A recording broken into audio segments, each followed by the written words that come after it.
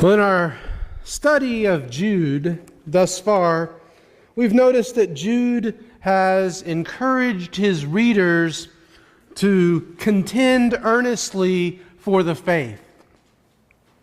He's also made mention of some godless men who secretly slipped in, excuse me, who secretly slipped in among their number. Jude verse 4 tells us.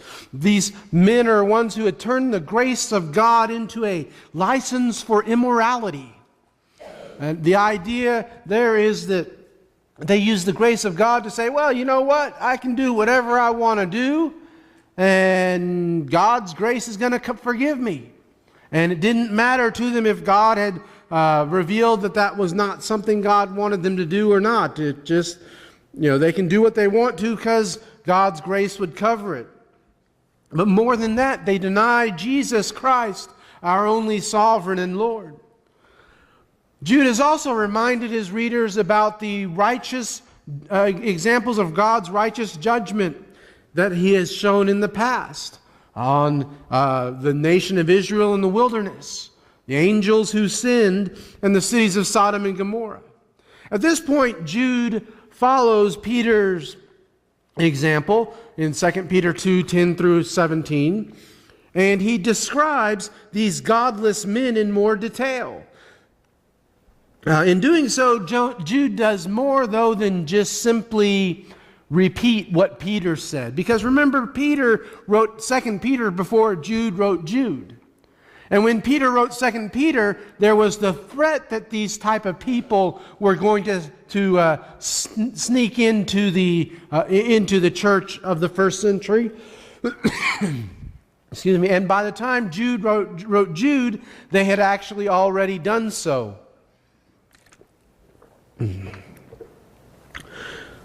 But in doing so, he doesn't just repeat Peter's words, he reinforces them and adds a little bit more information because the problem was now present so that people would be aware of who these people are. If you would follow along as I read about these godless men, Jude verses 8 through 16, and then we're going to read verse 19 as well.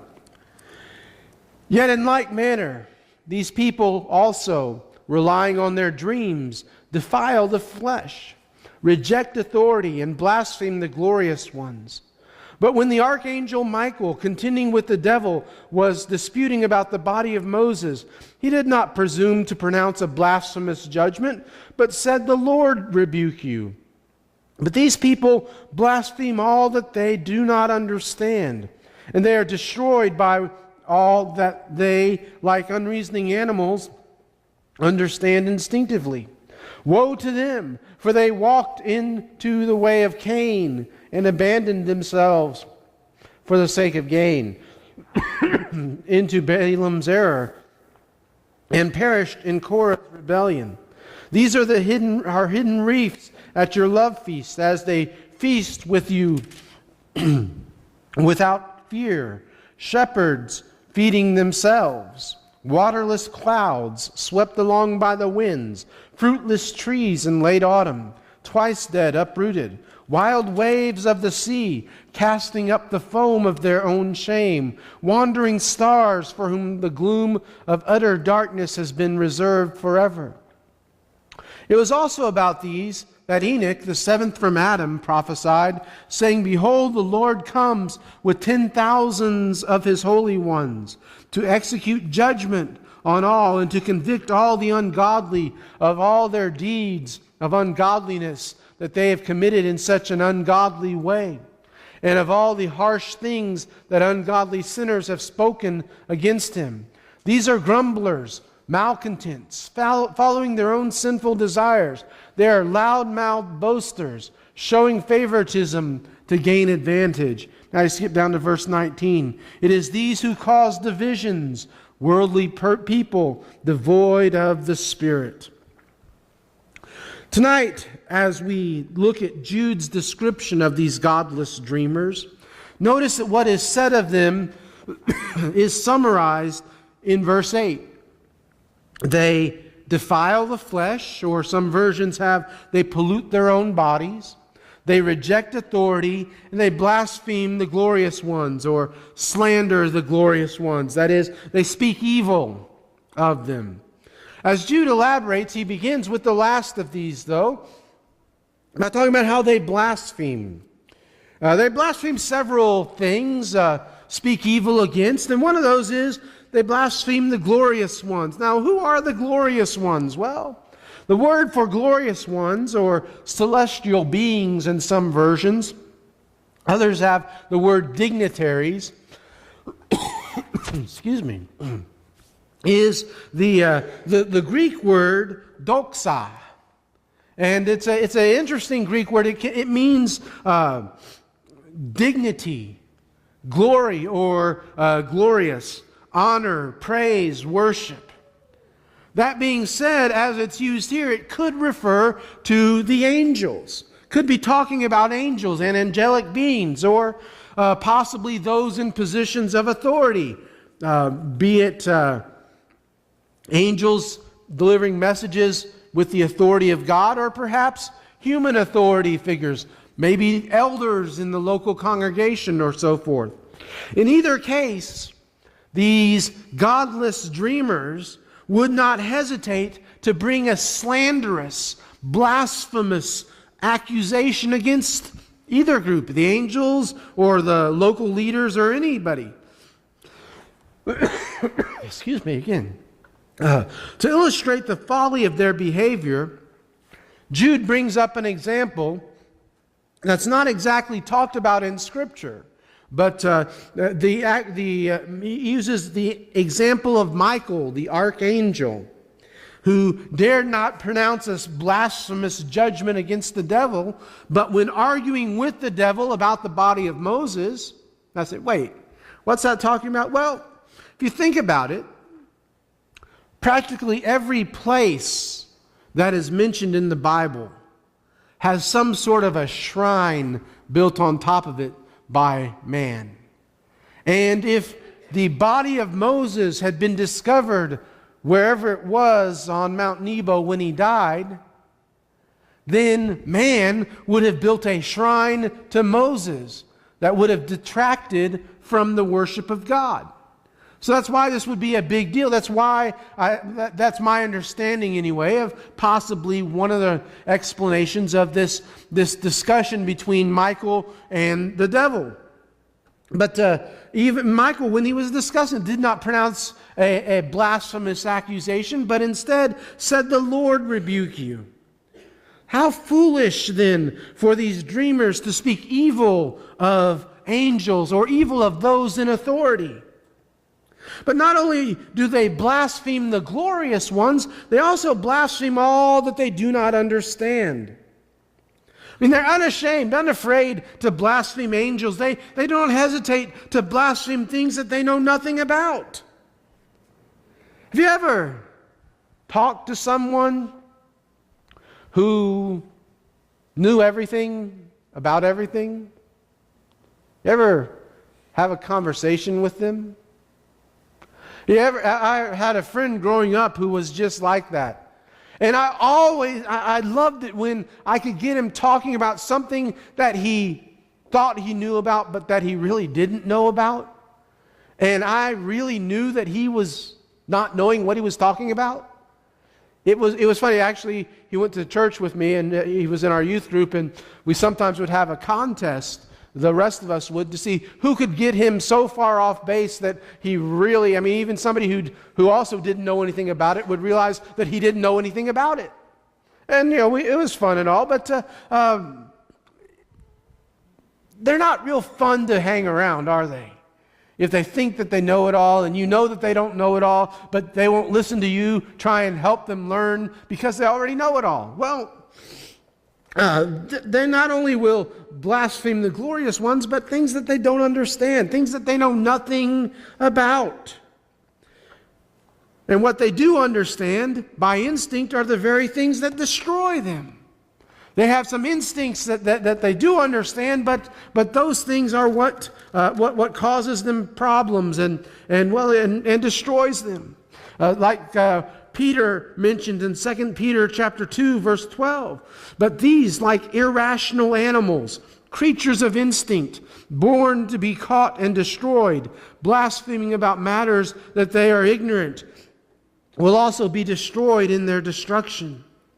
Jude tells us that by conducting themselves in this manner, by behaving this way, by blaspheming the glorious ones and things that they do not understand, they have taken the way of Cain. Cain, whose own actions were evil, 1 John 3:12. Cain, who did not act by faith, Hebrews 11, verse 4. So they've taken the way of Cain, but more than that, they have rushed for profit into Balaam's error. Now, who was Balaam? Well, 2 Peter 2, 15 and 16 tells us a little bit about the story of Balaam, who loved the wages of unrighteousness. Peter writes, forsaking the right way, they have gone astray. They have followed the way of Balaam, the son of Beor, who loved gain from wrongdoing, but was rebuked for his own transgression by a speechless donkey, spoke to him with a human voice, and restrained the prophet's madness. Balaam was the one who was on his way to curse Israel, and his donkey stopped him and talked to him. Oh, that's a pretty exciting story from the Old Testament. Excuse me. And so he also enticed the Israelites to sin, Revelation 2:14. But more than that, more than just taking the way of Cain and rushing for profit into Balaam's error, they have perished in Korah's rebellion. A rebellion that was on the surface against Moses and Aaron. Numbers 16, 1 through 45. It was Korah and some of his Levite friends saying, well, we want to be the leaders and not Moses and Aaron. And, well, it seemed like it was against Moses and Aaron, but in reality, Numbers 26:9 tells us it was not rebellion against Moses and Aaron. It was rebellion against God himself, because God had instituted Moses and Aaron as the authority in Israel.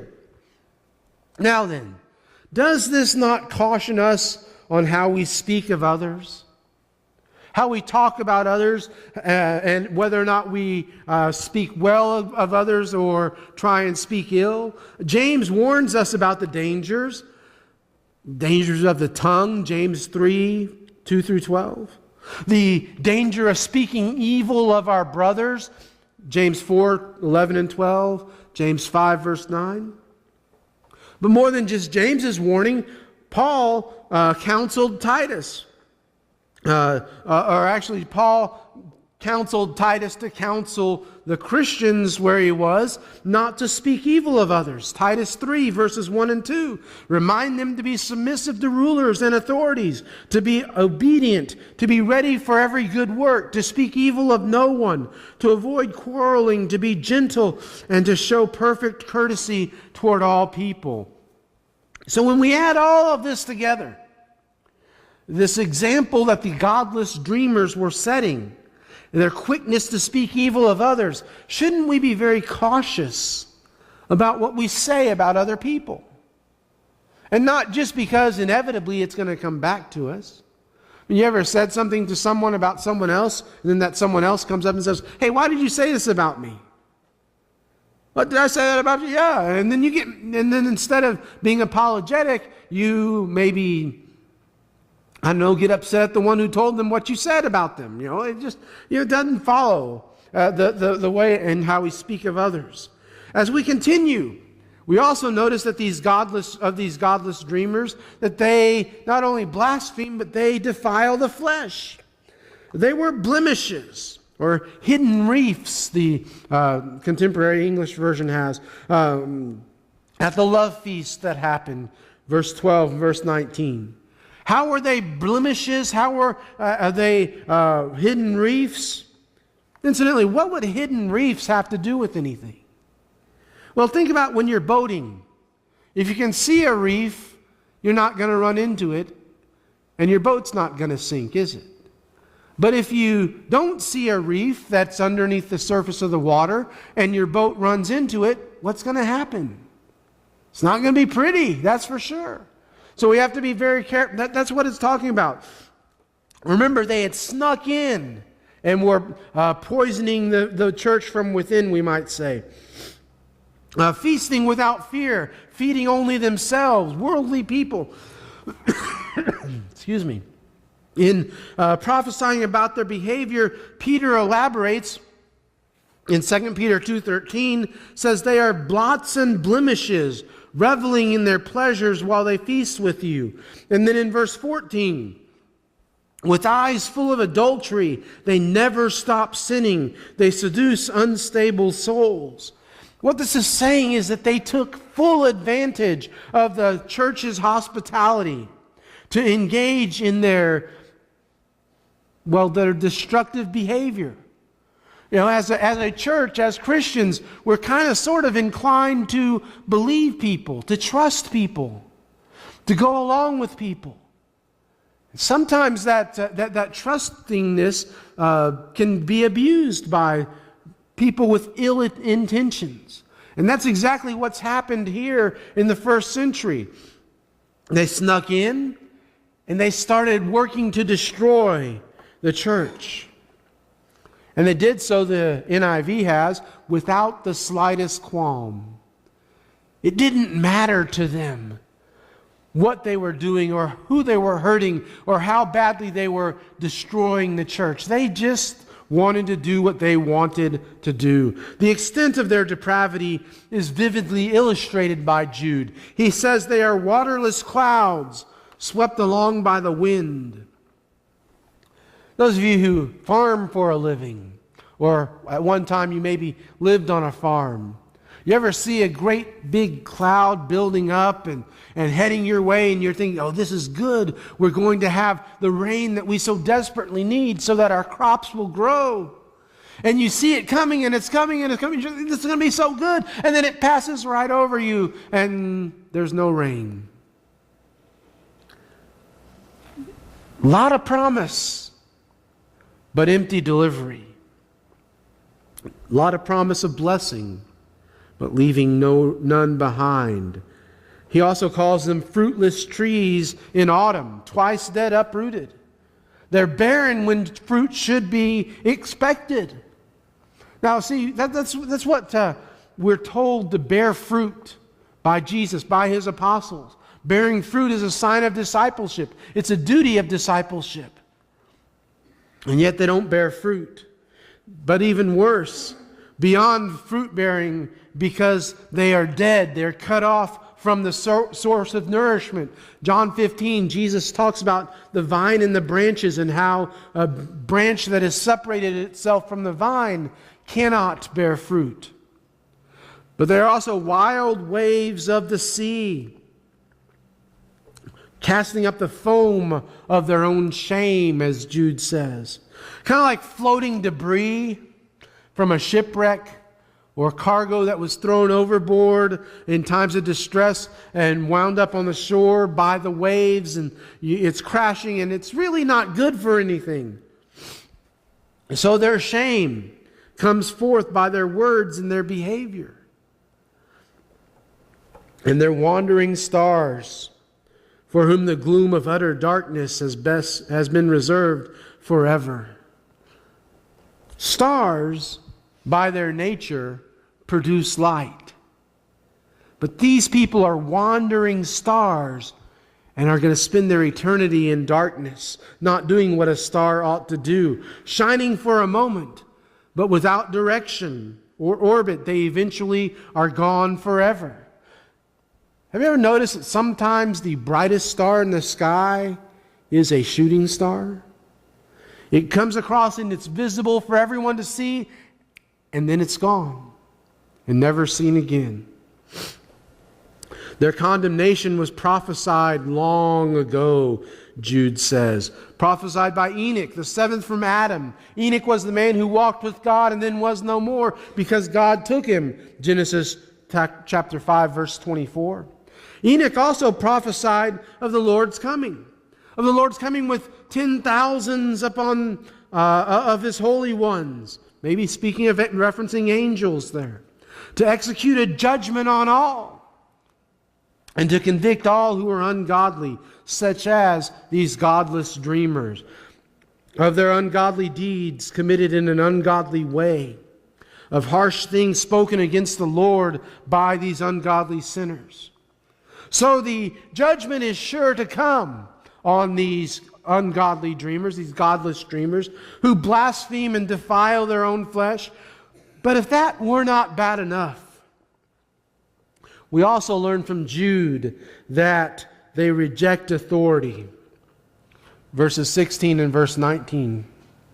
Evidenced by the way that they talk. We've seen that they were quick to blaspheme and all, and contrary to apostolic teaching, they would speak ill of angels, speak ill of those in authority, what have you. Jude's description of them, though, in verse 16, as those who are grumblers and malcontents. Some versions may have grumblers and fault finders. Also shows a lack of respect for apostolic authority. They just want to cause problems. Philippians 2:14, Paul writes, "Do all things without grumbling or disputing, or without grumbling and complaining." These people think that Paul maybe wrote, "Do all things with grumbling and complaining." And if they do anything, they're going to grumble about it, they're going to be upset about it. But more than that, they also use flattery. And their use of flattery was condemned by the apostles. Paul didn't operate that way. 1 Thessalonians 2 verse 5, Paul writes, For we never came to you with words of flattery, as you know, nor with a pretext for greed. God is witness." As Jude puts it, they are loud-mouthed boasters, showing favoritism to gain advantage. And Paul, again, says we wouldn't talk that way. We wouldn't conduct ourselves in that manner. Well, not only is it evidenced by the way that they talk, but it's also their rejection of authority is evidenced by the way that they walk. Following their own sinful desires, verse 16 tells us. And then verse 19 calls them worldly people, or following mere natural instincts or sensual desires. Clearly, this was a rejection of apostolic authority and teaching. These were people who said, "You know what? We know the apostles said one thing. Maybe they wrote a letter to you and they said something, but we think it needs to be done this way. And this is the way it has to be done because it makes most sense to us." And more than that, the same was true of the division that they caused, which, if you think about it, if God says do something one way and they come along and say, "No, let's do it this way," division is the natural result.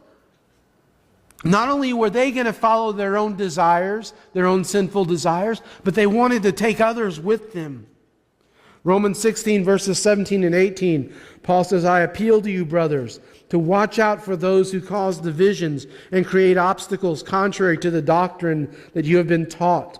Avoid them, for such persons do not serve our Lord Christ, but their own appetites, and by smooth talk and flattery they deceive the hearts of the naive."